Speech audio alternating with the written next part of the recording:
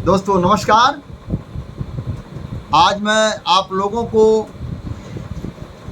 विश्व की सबसे सर्वश्रेष्ठ धरोहर के बारे में मैं आप लोगों को कुछ अवगत कराना चाह रहा हूं, जिससे मेरी ये सोच है कि सभी लोगों तक ये बातें पहुँचे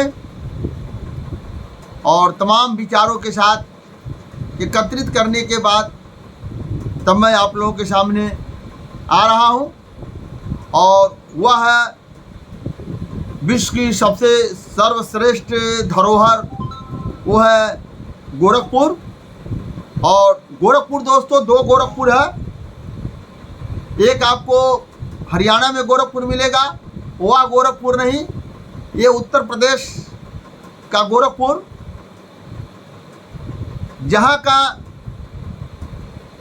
इतिहास जो है पूरी दुनिया में विख्यात है, वो मैं आप लोगों को बताने के लिए कोशिश कर रहा हूँ।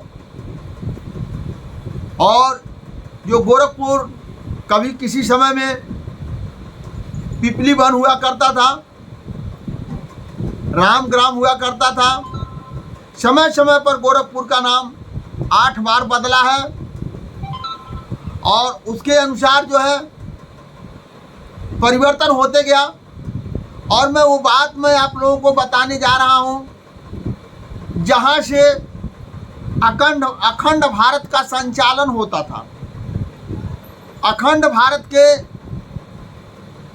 जो संस्थापक हैं वो इसी गोरखपुर का उनका जन्म है और यहीं के रहने वाले हैं। दोस्तों, वह गोरखपुर की जो वो जगह है जिसको आज हम उस गांव के नाम को राजधानी के नाम से जानते हैं,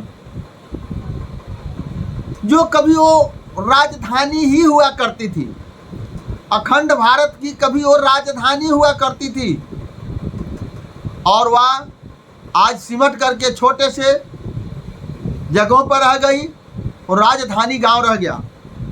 आज भी राजधानी में टीले हैं, वहाँ खुदाइयों में पुरातत्व विभाग के द्वारा जो वहाँ खुदाई हुई है उसमें नाना प्रकार की चीज़ें मिली है, जो कि मैं बार बार कहता हूँ,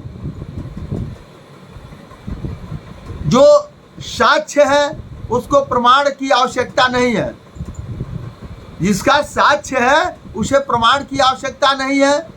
जो सत्य है उसे प्रचार प्रसार करके सिद्ध करने की आवश्यकता नहीं है। वो सत्य तो सत्य है। तो मैं ये बताने जा रहा हूं, विश्व विख्यात गोरखपुर, जो यहां पर तमाम इतिहास है, जो कहते हैं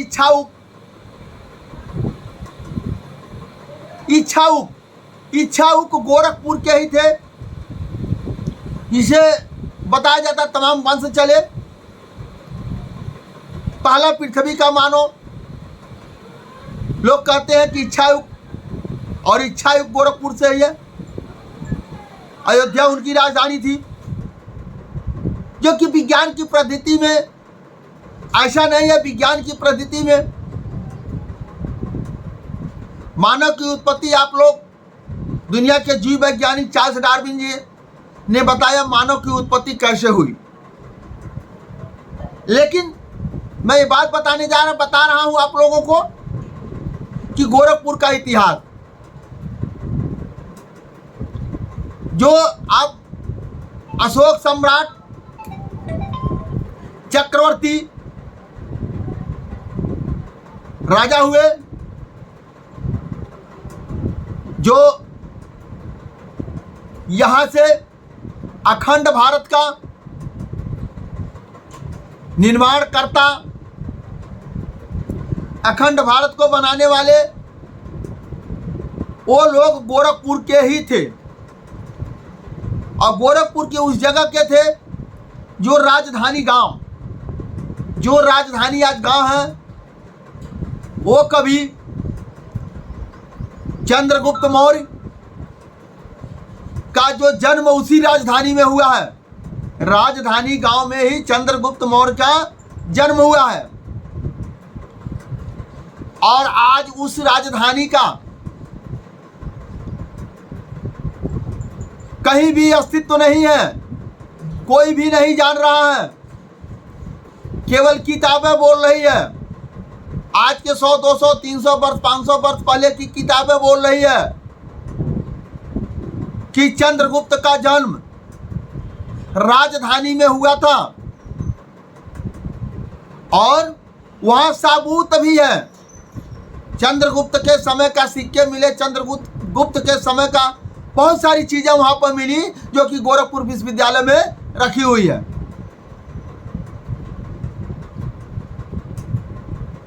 जो कि वहां का नाम पूरी दुनिया के जितनी नहीं कुछ तो जितनी बौद्ध कंट्रियां हैं वहां पर राजधानी का जिक्र होता है। वहां की किताबों में राजधानी को पढ़ाया जाता है, राजधानी को बताया जाता है। आपको कुशीनगर के वो बताया जाता है, पिपली वन का नाम लिया जाता है। जो कि आप देखेंगे राजधानी में अभी भी एक पोखरा है, टीले हैं, पोखरा है, जो कि तालाब होता था। उस राजधानी के तालाब में राजाओं के घर के लोग नहाते थे। वो तालाब आज भी है, वो आज का नहीं, महात्मा बुद्ध के जन्म के पहले से है। जो कि यहाँ का सिंघाणु निशान, गोरखपुर के पुत्र शुद्धोधन निशान, जो लुम्बिनी नेपाल के राजा हुआ करते थे, उन्हीं के पुत्र सिद्धार्थ गौतम निषाद हैं, जो कि आके चल करके महात्मा बुद्ध बने। और राजधानी में मैं उस राजधानी का बार बार नाम इसलिए ले रहा हूं, उसी राजधानी में अशोक सम्राट का जन्म हुआ पिपली वन में, उसी राजधानी में चंद्रगुप्त मौर्य का जन्म हुआ। और ये मैं आप लोगों को बताना चाह रहा हूं, चंद्रगुप्त नाम था, मौर्य कैसे बने, इनको चंद्रगुप्त मौर्य कहा जाता है। वो इस आधार पर बने, पिपली वन पीपलों का बहुत बड़ा जंगल था, पीपलों का बहुत बड़ा जंगल था। और उस जंगल में मोर बहुत ज्यादा रहते थे। ये मैं नहीं कह रहा हूं, ये आज के 200, 400, 500 वर्ष पहले की किताबें कह रही है। वहां पर मोर का अत्यधिक होने की वजह से उस क्षेत्र में जितने लोग वास करते थे, रहते थे, उनको मौर्य कहा गया, यानी मोरों के इलाकों में रहते हैं और उनको मौर्य कहा गया। तो वहां से मौर्य का जो जातियां निकली, जिनको बाद में कुछ लोगों ने जातियों में तब्दील कर दिया और वह मौर्य जात बन गए। आज उस जगह पर जो पुराने स्तूप थे, उस स्तूप को तोड़ करके, खत्म करके, वहां उस टीले पर मंदिर भी बनाया गया है। और मैं आप लोगों से, सभी लोगों से निवेदन करता हूं, आग्रह करता हूं कि आप लोग एक बार राजधानी जरूर देखें, जिस जगह पर चंद्रगुप्त मौर्य का जन्म हुआ। और वहां पर उस गांव के लोगों से, मौर्य वंश के लोगों से, निषाद वंश के लोगों से ये मैं निवेदन करता हूं, मैं आग्रह करता हूं, आप लोग राजधानी गांव पहुंचिए और देखिए क्या वो तालाब है, क्या वो टीला है, क्या वो गांव है जहां पर चक्रवर्ती सम्राट चंद्रगुप्त मौर्य का जन्म हुआ है। और वहां पर ऐसा मिटा है कि कोई अस्तित्व नहीं है। अगर वही दूसरे धर्म का होता तो वहां पर बहुत बड़े भव्य मंदिर बनते, बहुत बड़े भव्य मेला लगता। लेकिन दोस्तों दुर्भाग्य ऐसा नहीं हो रहा, क्योंकि उसके पहले महात्मा बुद्ध से पहले या ये लोग हुए, बाद में बौद्ध धर्म इन्होंने अपनाया, बौद्ध धर्म अपनाया। धर्म नहीं, बौद्ध धर्म है, इसमें सभी को बराबरी का दर्जा दिया जाता है। उन्होंने बौद्ध धर्म को अपनाया। और उसके पहले क्या होता था?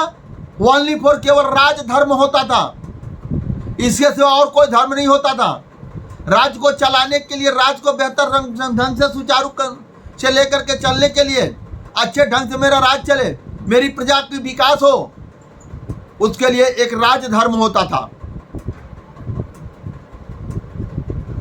और वहां का नाम आज पूरी दुनिया जान रही, पूरी दुनिया समझ रही है। गोरखपुर के अनेकों इतिहास हैं। आपका रामगढ़ ताल है, पावा है जिसको पररौना कहते हैं, कुशीनगर महात्मा बुद्ध जी का है, आपका उनवल संग्रामपुर है, देवकली है, आपका गगहा है, आपका उत्तरी इलाका में जाएंगे बरगदही है, नौतनवा है, महाराजगंज है। ये सब पुराने इतिहासों के दायरे में गोरखपुर, अगर दुनिया में सबसे पहले सभ्यता नाम की चीज कोई आई तो गोरखपुर से सभ्यता स्टार्ट हुआ। और जिसको कहते हैं विश्व विजेता पाटलिपुत्र पटना, जिनकी मगध की राजधानी दी गई थी अशोक सम्राट को। 16 महाजनपद में एक और जनपद मगध जनपद हुआ करता था। वहां को राजा थे और उन्होंने ईरान, इराक से Burma, Singapore, Rangoon, Cambodia, Thailand तक का उन्होंने अखंड भारत का निर्माण किया। और अखंड भारत का निर्माण करने वाला वो सब गोरखपुर का थे। गोरखपुर एक विश्व का सभ्यता का जो पहले आरंभ हुआ गोरखपुर से हुआ। विश्व का सबसे सर्वश्रेष्ठ जगह है यह। एक एक गांव, एक एक क्षेत्र का इतिहास है और उसमें सबसे सर्वश्रेष्ठ इतिहास रामग्राम, पिपली वन, जो रामग्राम का सिंगानु निषाद हुआ करते थे, उनके पोते सिद्धार्थ गौतम निषाद, जो महात्मा बुद्ध के नाम से जाने जाते हैं। और आपका यहीं पर जो डोमिनगढ़ है, यहां का जो राजा थे, उनके बगल में आप देखेंगे राप्ती रोहिणी का संगम है। और वह राप्ती रोहिणी का संगम जो है एक बहुत महत्वपूर्ण जगह है, बौद्धिस्ट के लिए बहुत महत्वपूर्ण जगह है। लेकिन आज वो जगह वीरान है, वहां कुछ भी नहीं है, कुछ भी नहीं है। वहां पर ऐसे परती पड़ी है जहां राप्ती और रोहिणी का संगम है। उस जमाने में उसी राप्ती नदी को इचरावती नदी कहा जाता था, जो आज के डेट में वो राप्ती नदी है। उस जमाने में राप्ती नदी को इचरावती नदी कहा जाता था, जो कि आज की वह राप्ती नदी है। और उसी राप्ती रोहिणी का जहां पर संगम हुआ है, वही मैं आप लोगों को बताना चाह रहा हूं।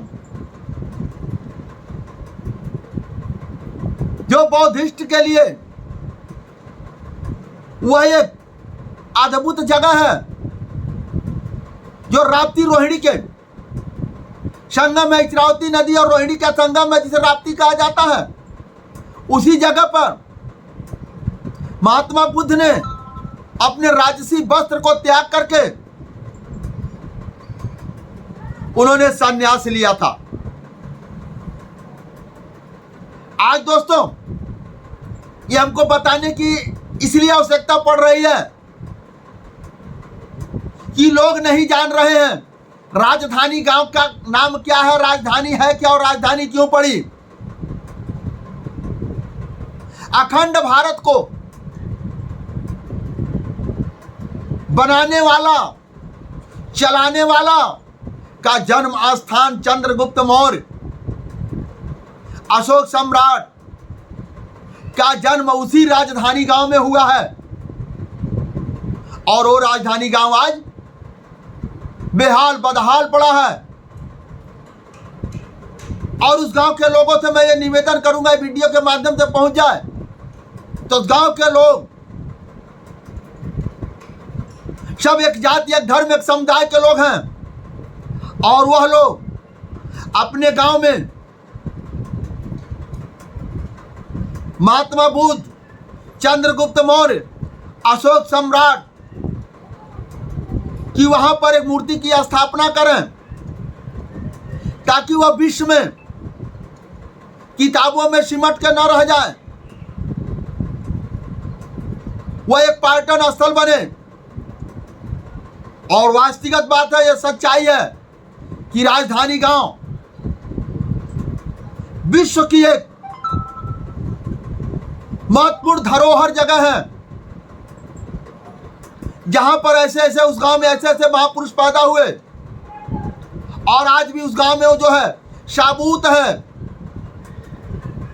अगर यही मैं बार बार कहता हूं, प्रत्यक्ष को प्रमाण की आवश्यकता नहीं है, सत्य को प्रचार प्रसार करने की आवश्यकता नहीं है। जिस चीज को बहुत ज्यादा प्रचार प्रसार होता है वह मेरा मानना है वह चीज असत्य है।